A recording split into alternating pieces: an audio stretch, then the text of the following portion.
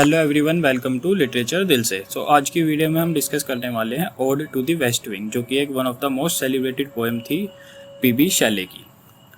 तो जो मेनली जो ये पोएम थी ना, ये एक पावरफुल एक्सप्रेशन थी चेंज का, डिस्ट्रक्शन का, रिन्यूअल का, होप का और पोएटिक इंस्पिरेशन का। और it is considered one of the greatest ode in English literature and is highly important for examinations also.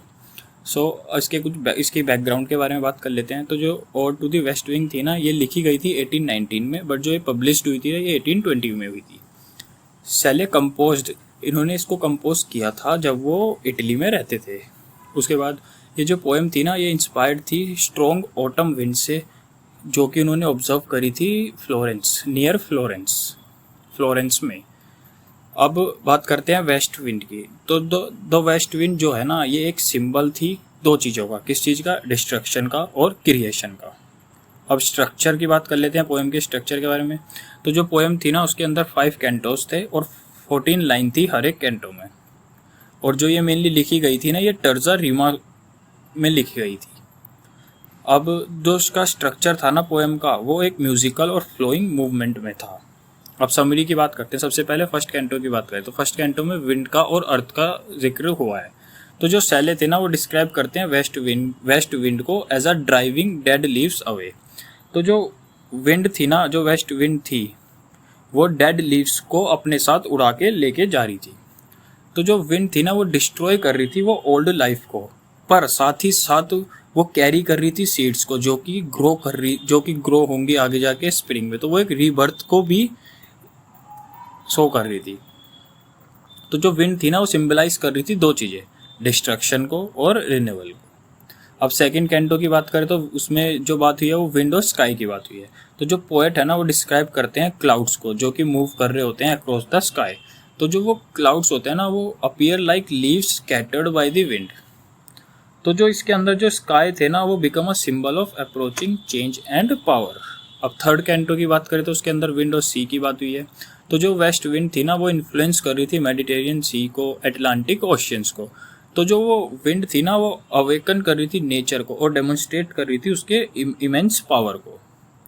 Fourth canto की बात करें तो उसके अंदर पोएट्स की डिज़ायर के बारे में बात है। तो जो शैले थे ना, वो विश कर रहे थे कि काश वो एक लीफ बन जाए, एक क्लाउड बन जाए, या फिर वो एक वेव बन जाए। क्यों बन जाए? क्योंकि ताकि वो he could share the winds freedom and strength. उसके बाद वो फील करते हैं बर्डन, काफ़ी ज़्यादा भारी फील करते हैं, ऐसा फील करते हैं कि जैसे कि वो ह्यूमन सफरिंग से काफ़ी ज़्यादा बर्डन हो उनके ऊपर। और वो चाहते थे उस विंड्स की एनर्जी को पाना चाहते थे इसी वजह से।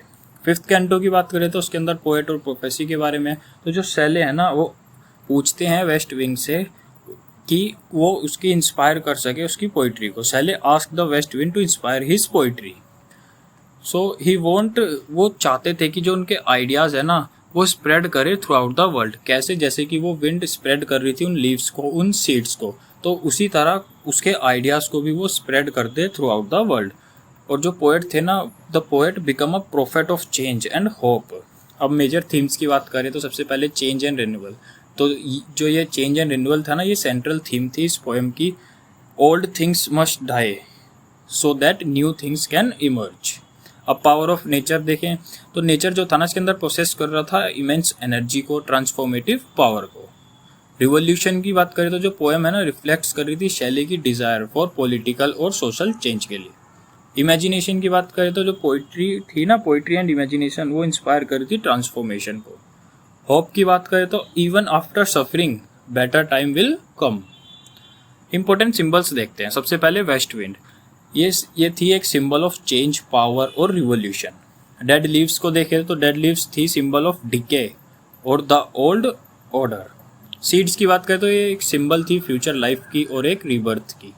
स्प्रिंग की बात करें तो सिंबल थे होप और रिन्यूअल। सिंबल था, मतलब ये symbol of hope and renewal.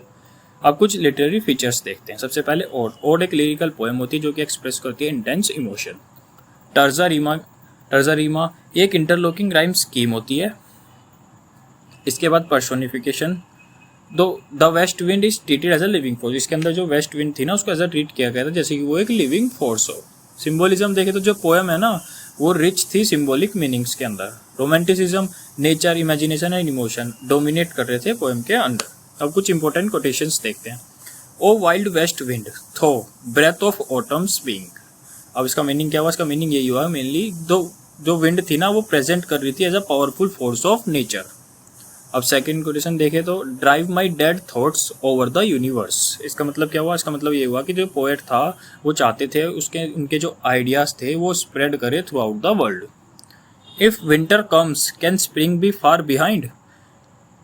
इसका क्या मतलब है? इसका मतलब यही हुआ कि होप ऑलवेज फॉलोज हार्डशिप्स, और this is the most famous line of the poem.